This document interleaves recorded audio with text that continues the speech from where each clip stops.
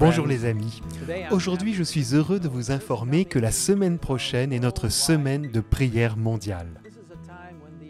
C'est le moment où l'Église mondiale se rassemble dans la prière et est bénie par une série de lectures et de messages spéciaux qui se trouvent dans le numéro de novembre de la revue Adventist World. Si vous ne disposez pas d'une copie papier de la revue, je vous invite à accéder à ce numéro spécial en visitant le site internet adventistworld.org et en cliquant sur le numéro de la semaine de prière. Juste avant son ascension, Jésus a confié à ses disciples un mandat important: atteindre le monde pour lui. Ce passage bien connu se trouve dans Matthieu chapitre 28, versets 18 à 20. La parole de Dieu dit: Jésus s'approcha et leur dit: Tout pouvoir m'a été donné dans le ciel et sur la terre. Allez donc, faites de toutes les nations des disciples. Baptisez-les au nom du Père, du Fils et du Saint-Esprit. Et enseignez-leur à mettre en pratique tout ce que je vous ai prescrit. Et moi, je suis avec vous tous les jours, jusqu'à la fin du monde. Amen. Et bien sûr, ce commandement, « Allez », fait partie de notre merveilleux nouveau plan stratégique pour l'Église mondiale, appelé « I will go », « J'irai ». C'est précisément une invitation personnelle à aller partout où le Seigneur vous emmène, dans le but d'atteindre les autres pour lui. Cette semaine de prière a pour thème « Atteindre le monde », fidélité dans le mode de vie chrétien. Vous pourriez vous demander, qu'est-ce que ce mode de vie chrétien a à voir avec le fait d'atteindre le monde pour le Christ ? La réponse est bien des choses. Car c'est par notre façon de vivre que nous révélons qui nous sommes en tant que chrétiens. Telles sont nos valeurs et nos priorités. Comment utilisons-nous notre temps et nos ressources? Quelle sorte de vie vivons-nous? Ellen White a écrit que beaucoup dans notre monde semblent penser qu'être chrétien signifie s'enfoncer très bas, à un niveau très bas. Mais il s'agit d'une pensée erronée. Que signifie être chrétien? Cela signifie être comme Christ. Jésus est notre exemple, et c'est seulement par sa grâce et sa puissance que nous pouvons être fidèles à son appel, alors que nous nous appuyons entièrement sur lui et sur sa parole. Au cours de cette semaine, nous explorerons des sujets très importants.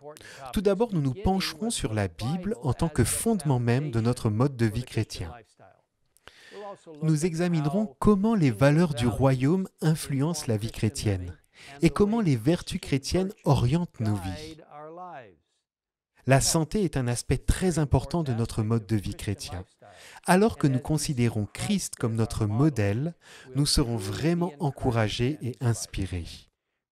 Nous aborderons aussi le mode de vie chrétien par rapport aux médias, à la sexualité, à la vie chrétienne, lors des lectures de la semaine de prière de cette année. Nous terminerons cette semaine spéciale par un article intitulé « Vivre au temps de la fin, mode de vie chrétien et événements des derniers jours » d'Ellen White. Dans le monde d'aujourd'hui, de nombreuses philosophies humanistes se disputent notre attention, mais en fin de compte, elles nous entraînent dans une voie sombre. Mais la parole de Dieu s'avère fiable. Elle éclaire notre chemin et nous donne une direction fiable et divine.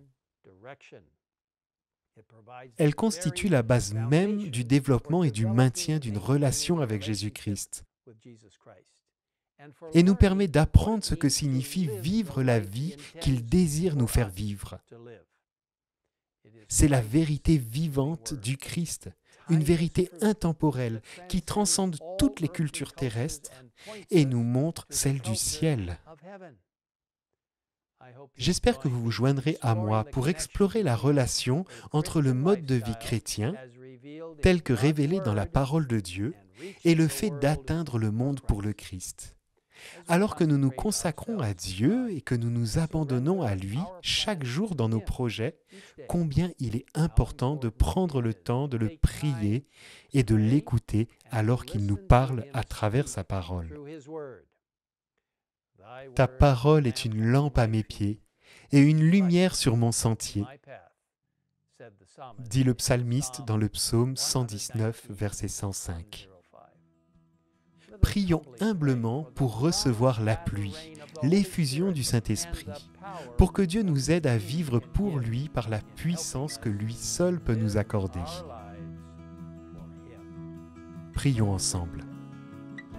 Père Céleste, nous te remercions pour la parole de Dieu que tu nous as donnée pour éclairer le chemin qui s'ouvre devant nous. Donne-nous la lumière céleste pour entendre ce que tu veux que nous fassions pour toi.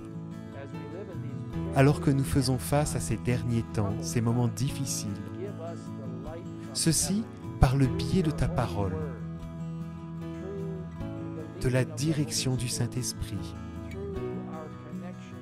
de notre relation dans la prière avec toi, de notre compréhension des enseignements reçus qui sont donnés dans l'esprit de prophétie pour éclairer notre chemin. Bénis-nous maintenant, Seigneur, car nous comprenons l'importance de la relation entre la parole de Dieu et le mode de vie chrétien et le temps que nous vivons, afin que nous puissions être des témoins pour toi, en montrant aux gens le Christ, sa vie de sacrifice, sa mort sur la croix, sa résurrection, son intercession pour nous dans le lieu très saint du sanctuaire céleste, en ce moment et ton prochain retour. Merci de nous écouter au nom de Jésus. Amen.